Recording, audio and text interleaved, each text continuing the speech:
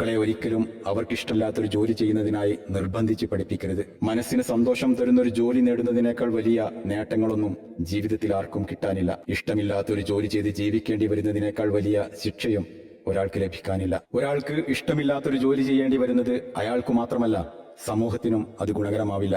പഠിപ്പിക്കാൻ താല്പര്യമില്ലാത്ത ഒരാൾ അധ്യാപകനായാൽ എത്ര കുട്ടികളുടെ ഭാവിയെയായിരിക്കും അത് ദോഷകരമായി ബാധിക്കുകയെന്നറിയാമോ? ഒരു ഡോക്ടർക്ക് അയാളുടെ ജോലിയോട് ആത്മാർത്ഥതയില്ലെങ്കിൽ എത്ര ആളുകളുടെ ജീവന് അത് ഭീഷണിയാകുമെന്നറിയാമോ? കുറഞ്ഞ വാക്കുകളാണ് പറയുകയാണെങ്കിൽ കുറേ പറയണ്ടാവും. അതാണ് ചിന്ത. അതാണ് ചിന്ത. മുഴുവൻ നമ്മൾ തന്നെ പറയണ്ട, അത് നമ്മൾ പറയണ്ട, ബാക്കി ശ്രോതാക്കളിലേക്ക് വിട്ടുകൊടുക്കാം. തീർച്ചയായിട്ടും ശ്രോതാക്കൾ വന്നുകൊണ്ടിരിക്കും. അവരുടെ വ്യത്യസ്തമായ ചിന്തകൾ. ഇപ്പോൾ ഈ കേട്ട സംഭവം ഉണ്ടല്ലോ, എനിക്ക് എൻ്റെ മനസ്സിലൊരു ചിന്ത വന്നിട്ടുണ്ടാവും, നിങ്ങൾക്ക് നിങ്ങളുടെ മനസ്സിൽ വേറെ ചിന്തകൾ വന്നിട്ടുണ്ടാവും. ഇതേപോലെ നമ്മുടെ ശ്രോതാക്കൾക്കും ഞാൻ സത്യം പറഞ്ഞാൽ ഈ ചിന്ത നമ്മൾ കേൾപ്പിച്ചു കഴിഞ്ഞാൽ പിന്നെ അതിനെക്കുറിച്ച് നമ്മൾ എന്ത് ചെയ്യേണ്ട, അതിനെക്കുറിച്ചൊരു വ്യവഹാരം നമ്മൾ നടത്തേണ്ടതില്ല. അത് ശ്രോതാക്കൾക്ക് പറയാനുള്ള അവസരമായിട്ട് കൊടുക്കുന്നതാണ്. അല്ല, അപ്പം ശ്രോതാക്കളുടെ എന്ന അർത്ഥത്തിൽ നമ്മളൊരു ശ്രോതാവാണല്ലോ. അപ്പോൾ വേണമെങ്കിൽ നമുക്ക് പറയാം അല്ലേ. അല്ല, ഒന്ന് രണ്ട് കാര്യം പറയാമെന്ന് വെച്ചാൽ, അല്ല ഒരു കമൻറ്റ് പറയണമെന്ന് വെച്ചാൽ, ഈ പിന്നെ ഒരുപാട് ആളുകൾ നമ്മൾ കണ്ടിട്ടുണ്ട്, നമ്മൾ ഇഷ്ടമില്ലാത്ത പണി ചെയ്തുകൊണ്ടിരിക്കുന്ന ആളുകൾ, അവർക്ക് അതെന്നൊരു പായരായിരിക്കും, ഭാരമായിരിക്കും, തീരില്ല. അപ്പം ഒന്നും വേണ്ട, അടുക്കളയിൽ പോലും നമ്മൾ ഇഷ്ടമില്ലാതെയാണ് ഭക്ഷണം വെക്കുന്നത്, വിളമ്പുന്നത്. അത് ഒരു നിലക്കും അത് ആ സമയവും ആ സന്ദർഭവും ആ ഭക്ഷണവും ആ വസ്തുവും ഒക്കെ ഒരു നഷ്ടമാണ് തന്നെ.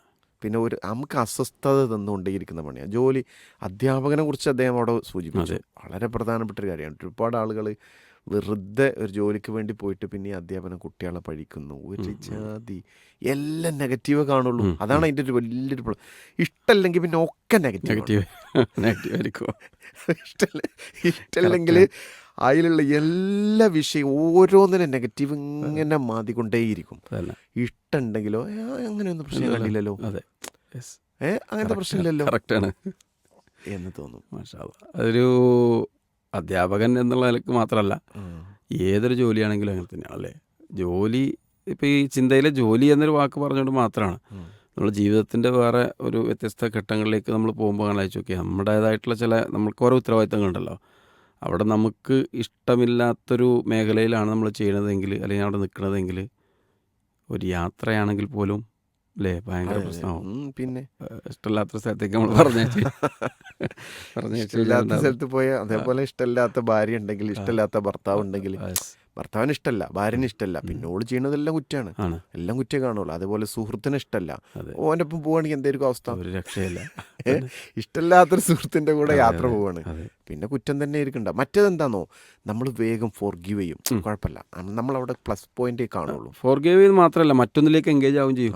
ഇത് വിടുകയല്ല, മറ്റേതിലേക്ക് എത്തുകയില്ല എന്ന കോലത്തിലായിരിക്കും.